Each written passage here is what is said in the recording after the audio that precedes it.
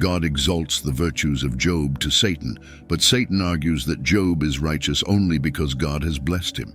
Satan challenges God, saying that if he were given the green light to inflict suffering, Job would change and curse God. God allows Satan to torment Job to test this bold claim, but prevents Satan from taking Job's life.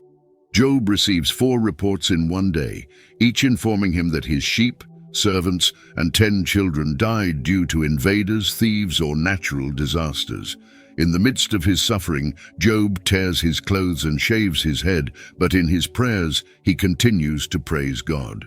Satan reappears in heaven, and God gives him another chance to prove Job's worth.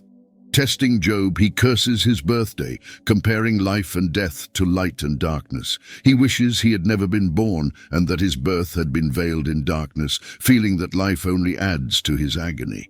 He wonders why God evaluates people based on their actions, when God can quickly amend or forgive their actions. Job is perplexed about how a human being can fully satisfy the justice of God, given that God's ways are mysterious and beyond human comprehension. Job is brought to his breaking point by the ordeal, and as a result, becomes resentful, anxious, and terrified. He laments God's injustice in letting wicked people prosper, while he and many other honest men suffer. Job wants to confront God and protest, but he cannot physically find God. He thinks that wisdom is hidden from humanity, but resolves to pursue it, fearing God and avoiding evil. In the end, God decides to intervene. On several occasions, Job prayed to God to have a conversation with him, and his wish was granted.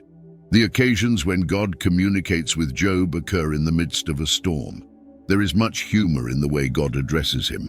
God reminds Job that he is the creator of everything, going through his magnificent activity of creating and sustaining the world, asking Job if he could match that work.